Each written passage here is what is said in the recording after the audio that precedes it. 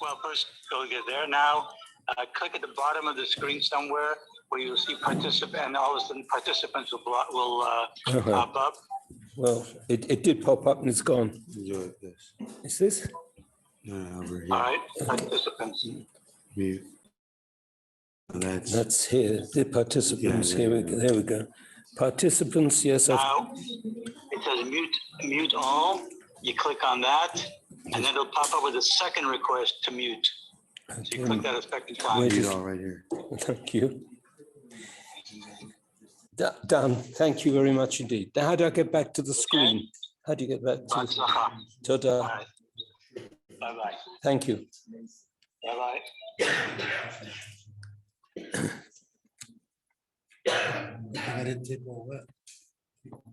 You've got to be young to know what to do. Okay, so In the future, we could plug it into the camera, the computer. did I know that? I got to come earlier, then I can help you out. You could. In fact, how do I get Rabbi Wein on the screen now? You have to turn this way. Yeah, of course. Yeah, in fact, you have to put it up here somewhere. Okay, it's gonna block the. Oh, I camera. see. Just push this up. Sure. This is it. Fine, that's it. Okay. Wonderful. So now we have Okay. two. Yes, Okay. We started a bit late. I'm sorry. Rabbi that's Wein. okay. The sound already. Yeah, I just don't want this to fall down. Is the angle good? Okay.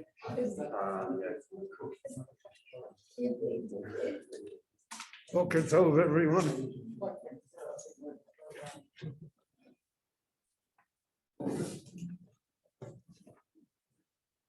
Due to the fact that the reading of the Torah is divided always into parshias, and that the parshias, you have almost a week to recover. So many times we lose the flow of the narrative of the Torah. The parshias are of Second Temple origin. And in Eretz Israel, they finished the Torah every 3 years. In other words, they didn't have a siyum like Simchat Torah every year. So the parshas were much smaller. Every parsha that we have were really 3 parshas. In Bovel, where the largest Jewish community was, and in Mitzrayim as well, the custom arose, which is our custom, that we finish the Torah every year, and that the Torah is divided into parshas that will allow us to complete the Torah every year by the end of Sukkot. When that happens, however, as I mentioned, there's a certain loss of flow of narrative, and we tend to see each parsha individually. And that especially is true for rabbis that are obligated somehow to say something original every year on the same parsha. That's really an overstatement, because that assumes that the people remember what you said last year.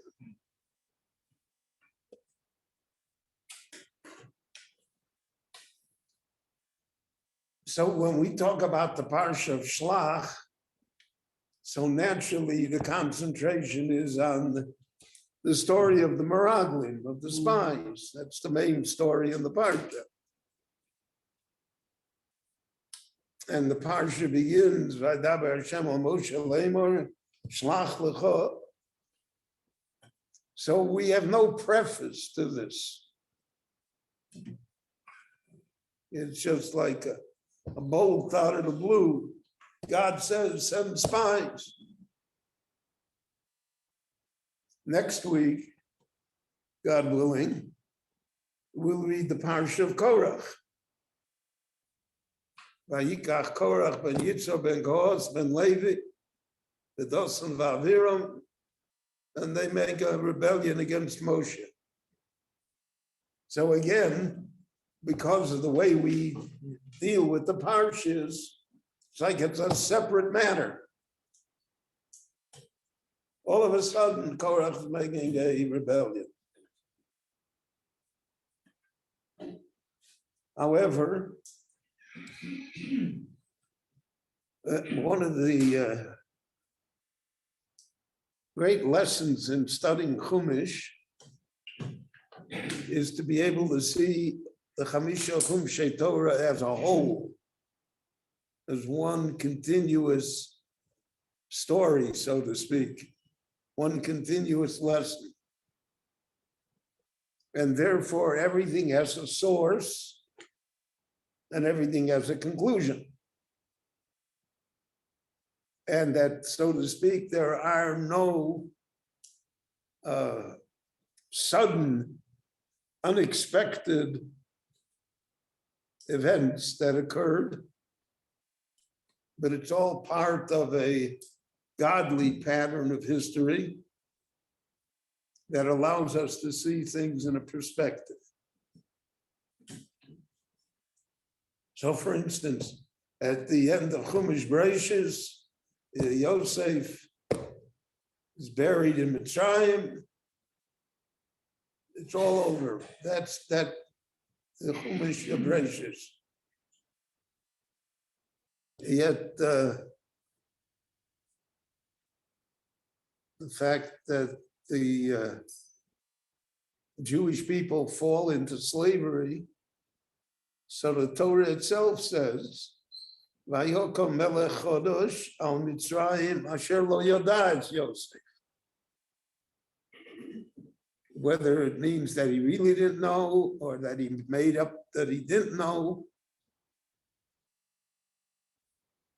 but the whole previous story is blocked out. There never was a famine.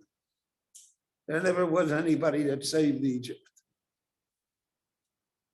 It's a new story. And for the Jewish people as well. They're in Egypt now centuries. And they prosper in Egypt. According to the Medrash, the first 180 years in Egypt, you know, it was like San Diego. It was wonderful. So they are all in good shape. And they don't know the story of Yosef. And they don't know Lakim Pokod Yivkod Eschem. They don't know all of that. It's not in their contemplation. And therefore, according to the Medrash, a vast amount of Jewish people never leave Egypt, even when Moshe comes and redeems them. With all the plagues and everything, they're not going. People have a natural hesitancy to leave what is familiar. And the older we become, the stronger that tendency is. So Moshe says, we're going to go out of Egypt.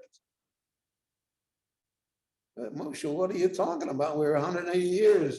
You know, my Zayda is buried here, my elder Zayda. Where are we going? Oh, so Egypt is not what it once was. Yeah, we have to admit that. And there are economic problems, and then there are social problems, and then we become persecuted. But even when we're persecuted, people don't leave.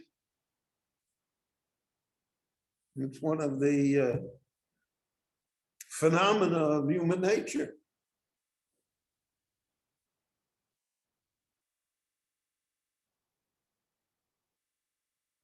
Still are a few 100,000 Jews in the former Soviet Union.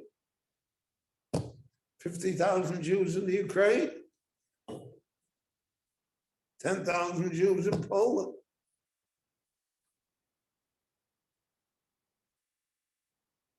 People find it very hard to leave.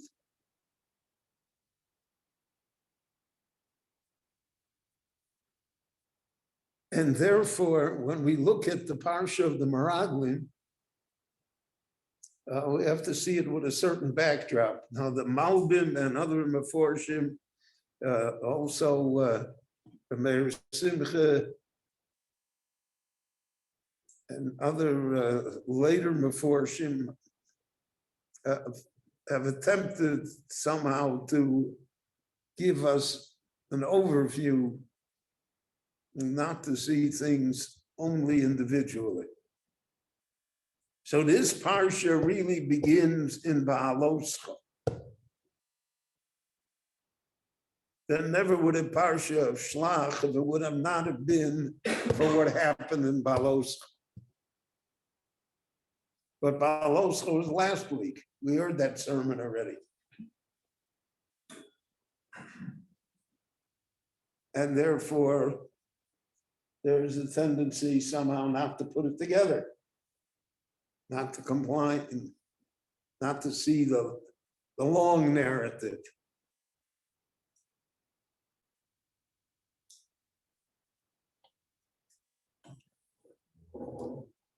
There was a great American historian by the name of Shelby Foote.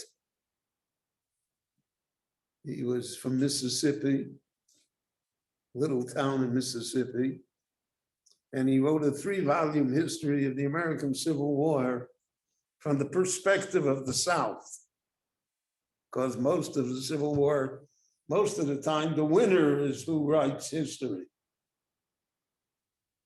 And the South lost. It's a magnificent work. It's over 1 million words.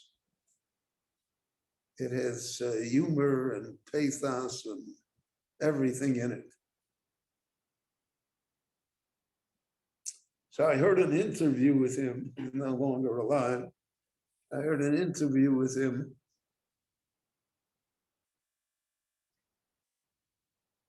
And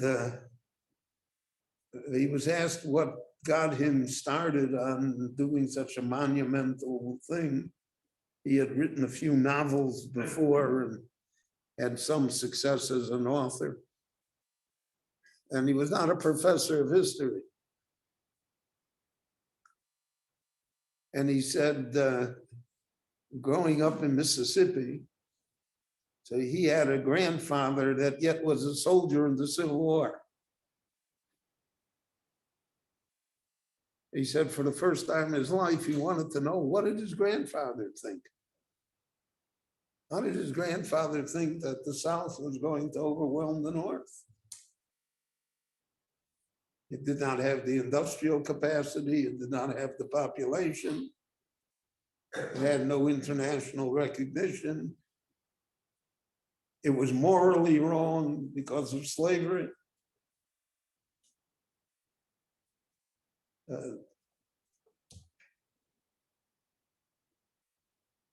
In rabbinic terms, he would say, Lachatchila mai kosova. What did he think originally? And he said that got him all of a sudden, he thought, so he begins his book in 1830, though the war doesn't begin till 1861. Because you have to have the preface. What did they think? Now, lahavdil elef havdolas, the same thing. What did the Meraglim think? I mean, every day it's raining mun. Rashi points out that Miriam was punished for saying Lashon Hara against her brother Moshe. She gave him what we like to call constructive criticism.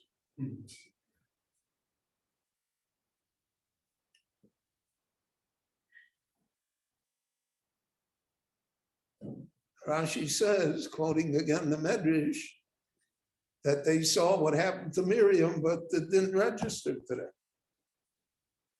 So they're going to talk Lashon Hara against Eretz Yisrael.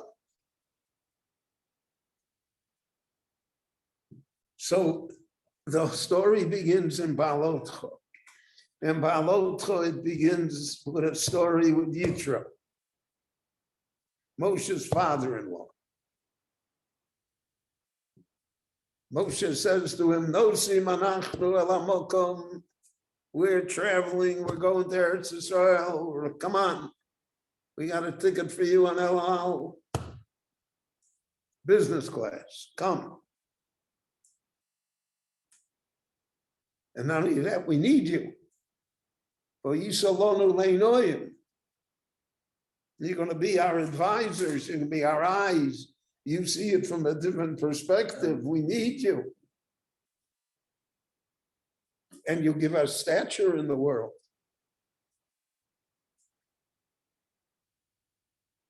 He says, no, I'm not going. Lo, ki malami velartzi elech, I'm going home. It's been a nice visit. You know, you come to see the children, the grandchildren, and then you go home.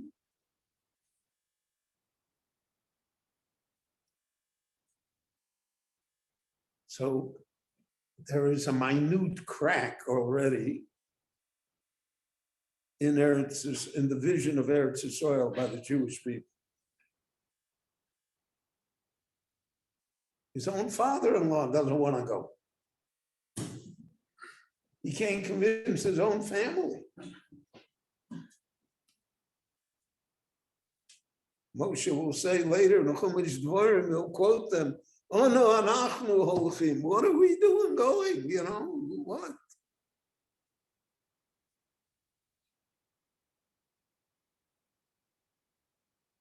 So that's one, the Torah indicates the cloud on the horizon. Eretz Yisrael is built on enthusiasm. It's not built on Didiyevet. I heard that from the Ponah Jarov a long time ago.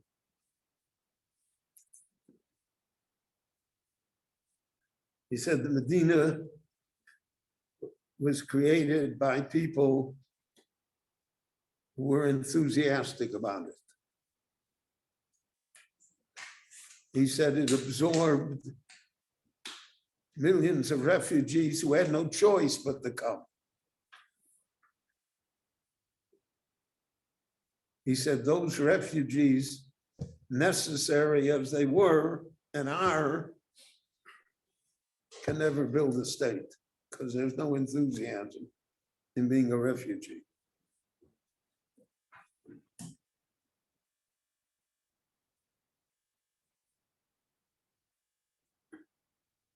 So the next piece in the Torah is that all of a sudden the people are dissatisfied.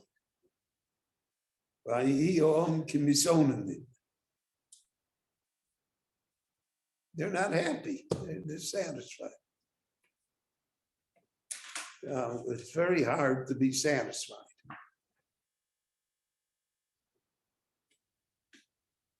That's really what Chazal meant. Who is the wealthiest of people? Someone who is satisfied. Most wealthy people are not satisfied. Most human beings are not satisfied. Chazal say it, we're always chasing the mechanical rabbit. Now, if you're not satisfied, then nothing in life is really good for you. You're disappointed in your family, you're disappointed in society, You're disappointed in everything. You just, Menachem Begin had a great quip that he said that the only government in the land of Israel that Haaretz approved of was the British Mandate.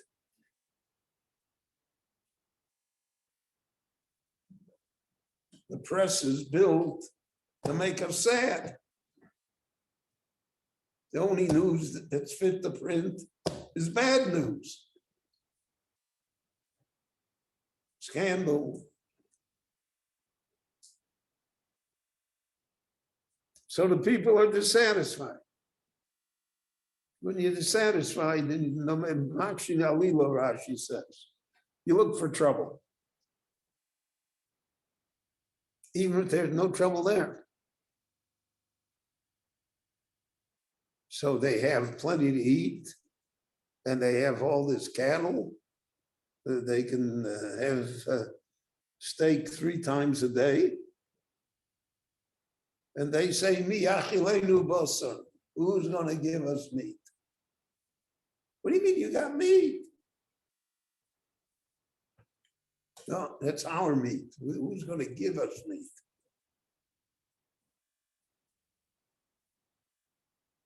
And then they say, and there's no variety in the food.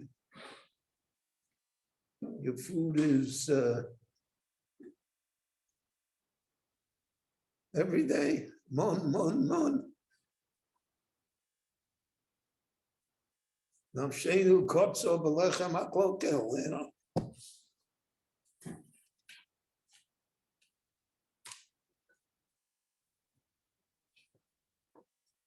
So that's what people are looking for. I remember when I was in the yeshiva a long time ago. So the yeshiva served lunch. This was in the 1940s. And to put it mildly, the yeshiva didn't have money. So there was a Jew in Chicago that donated eggs to the yeshiva every day.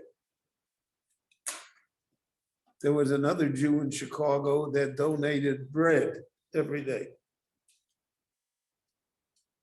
There was a third Jew that donated Jello pudding every day. So that was lunch every day. Every day was bread, egg salad, Jello. So after about 6 months of this, some of the boys started to complain.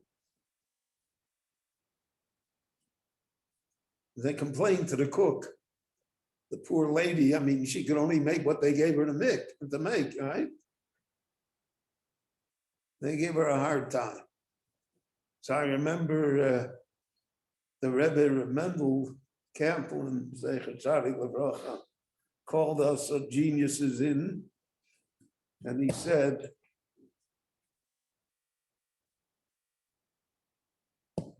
never in your life should you complain about food. He said, if you complain to the cook now, you'll complain to your wife later. That's not good for a marriage.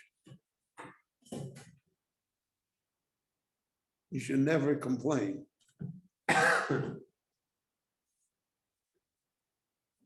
So he said, you don't like the menu? So he said, the menu is yellow egg salad and red Jello. So ask her to make red egg salad and yellow Jello. You'll have variety.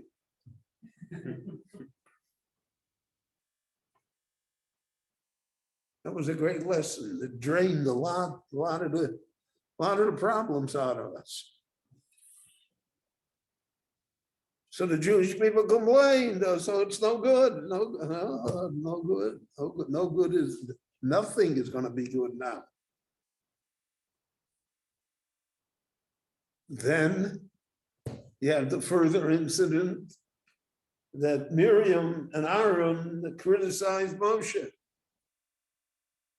about his domestic life. Should never mix into anyone else's domestic life. It's not your business. Again, a constructive criticism is destructive.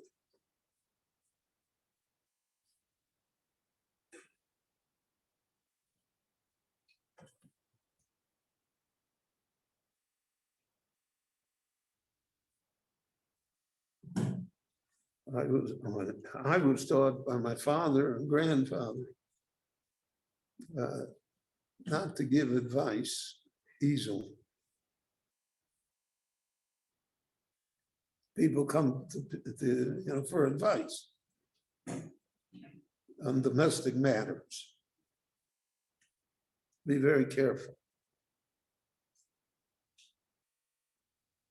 Very, very careful. So that is the preface to Shlach. Now he's going to send. So that explains why does Moshe send? Ribono Shalom told him Eretz Israel is good. Why did he? Why risk this thing? Because Moshe feels the undercurrent that has gone before. He feels that Yisro weakened it, the Misonanim weakened it, Aaron and Miriam weakened it. So he figures we'll give it one good blow now and it'll be strong and we'll all march together. But it was too late. They already were weakened.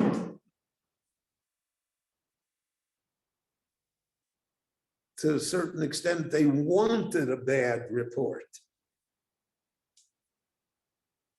because that would confirm why they had an excuse not to go.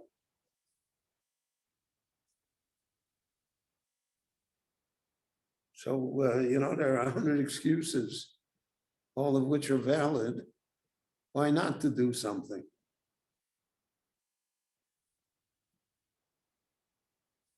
That's what Chazal called the Yetzer Hara, the evil inclination.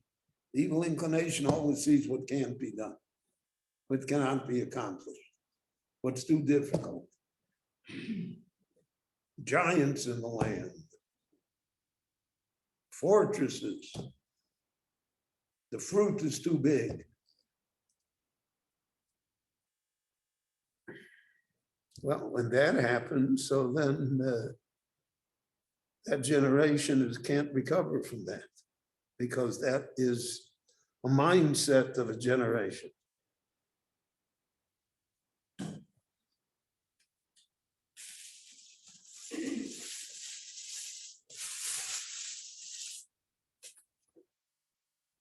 And therefore, this Parsha of Shlach has to be seen in that perspective, part of this picture.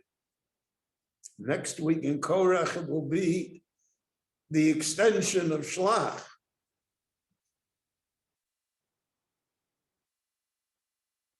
Why Moshe? We want democracy.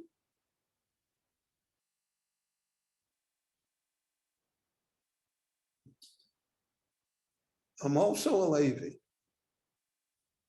We're also entitled. So all of this is one flow, one pattern. It's the Dor HaMidbar.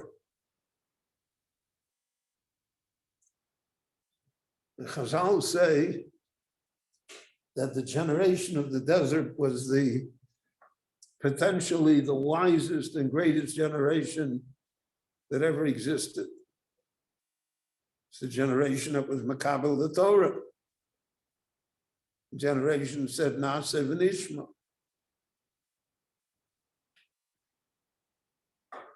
But because its potential was to be so great, the danger of falling was also very great.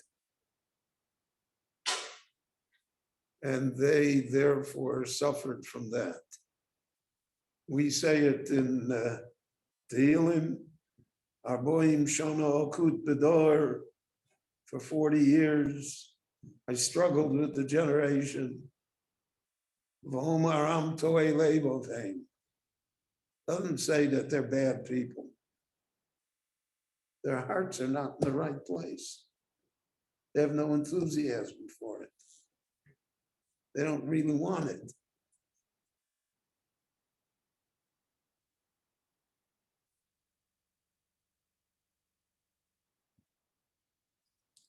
They didn't understand me, God said. They didn't see what's going on. Therefore, they couldn't come to Eretz Yisrael. We had to have a later generation that was not as great, that did not stand at Sinai.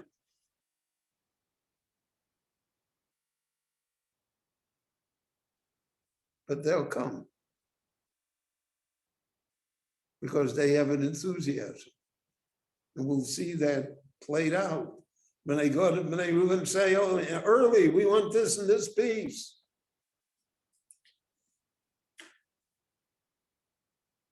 And the Bnei Menashe come and conquer.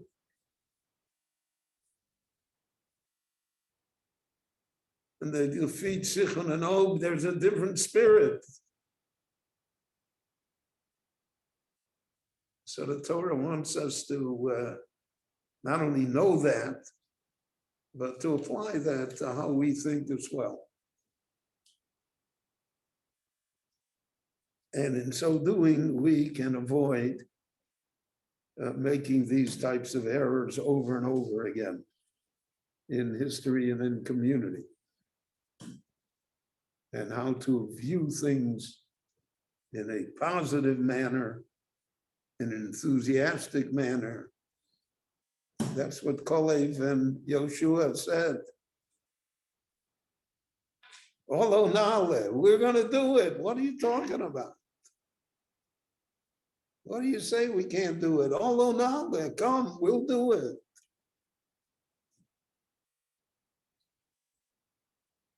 So that's the spark of enthusiasm that unites the Jewish people in Torah and in Eretz Yisrael. Have a Shabbat Shalom, everyone. Thank you for coming and stay well. Shabbat Shalom.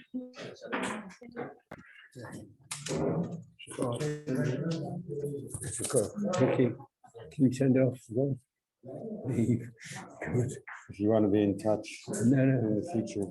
Yeah, okay.